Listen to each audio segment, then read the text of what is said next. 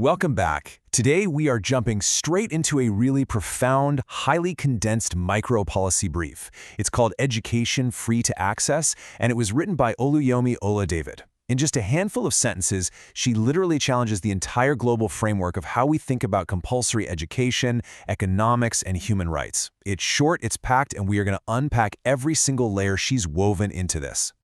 But before we get to her core argument, we really need to know who's behind these words. This is Oluyomi Ola-David. She is a true visionary and policy influencer. Going by her own profile, she proudly identifies as a Nigerian who just fundamentally loves people. You know, her work isn't just academic theory. She is deeply concerned about real global development and real societal transformation. Whenever she writes, she's always thinking about the actual humans on the receiving end of those policies. Her whole mission is incredibly clear. She doesn't just sit back and point out problems, she generates solutions, and she actively influences policy and strategy. Honestly, her superpower is providing absolute clarity in a world completely bogged down by bureaucratic jargon. Plus, her profile shows she's deeply driven by her faith. She notes that she believes God owns and rules the universe, acting as the wheel within her wheels. It's that deep-seated conviction that totally fuels her passion for global transformation. She is absolutely an authority, and her concentrated words really demand our full attention. Okay, Section 1. The core argument. The illusion of compulsory education. So her central thesis on compulsory education is incredibly uncompromising. She says only completely free basic education can be made compulsory. Okay, just let that sink in for a second. She is throwing down a stark, undeniable reality check right here. Think about it. If you mandate that a family must send their kid to school, but that school costs money, whether it's tuition, uniforms, or even just textbooks, you aren't actually mandating education, you're mandating an expenditure. And for the poorest among us, mandating an impossible expenditure turns the whole idea of compulsory into a total illusion. She argues the only logical, ethical way a society can demand attendance is if they wipe out every single financial barrier, period. Which brings us to Section 2, the price tag problem, uncovering the hidden barriers. The specific economic barrier she calls out is quite the contrast. On one side, we have this universally celebrated global target, universal basic education. It's a fantastic goal championed by the UN and nations everywhere. But then, smack in the middle of it, is the harsh, on-the-ground reality.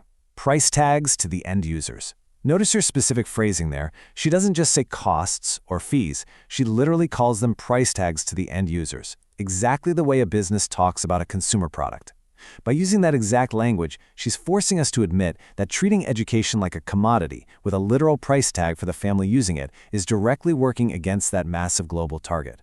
And because of that fundamental conflict, she draws a pretty heavy conclusion.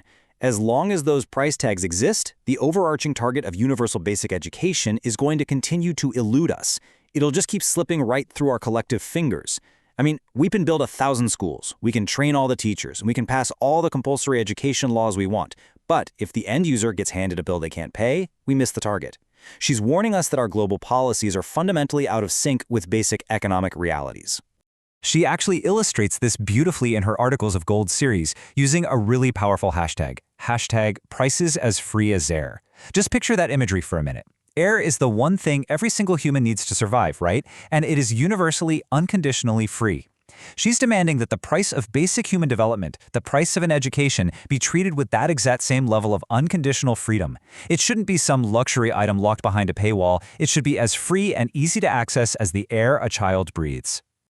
Moving on to Section 3, Stalling Child Labor, the Societal Implications. Let's look at how she builds this, because she lays out an incredibly clear cause and effect logic here. Step 1, the poor is free to school. This is the catalyst right here. The second that happens, boom, we hit Step 2. Child labor is stalled. She draws a direct, undeniable line between the two. Kids usually end up in the labor force precisely because they can't afford those hidden price tags of going to school. Remove the cost of school, and you instantly remove the economic vacuum pulling those kids into exploitative work. And finally, Step 3, they thrive. By freeing the poor to school, you aren't just stopping a bad thing. You are igniting something amazing. You're creating the actual conditions for human thriving. Actually, I want to pause real quick on her specific use of the word stalled. She doesn't just say child labor is reduced or, discouraged. She says it is stalled, brought to a sudden, intentional standstill, effectively halted. This really highlights the definitive, grinding halt to exploitation that our vision demands. She's arguing that completely free access to education is literally the single most effective weapon we have to break the cycle of child labor for good. And finally, Section 4, Education for All, the ultimate vision.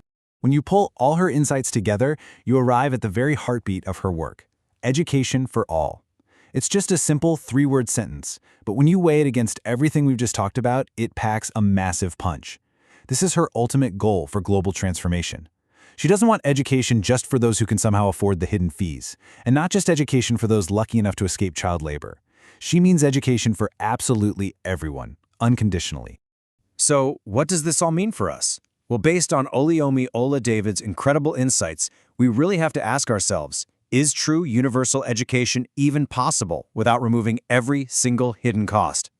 She's made it crystal clear that you just cannot mandate what a person can't afford.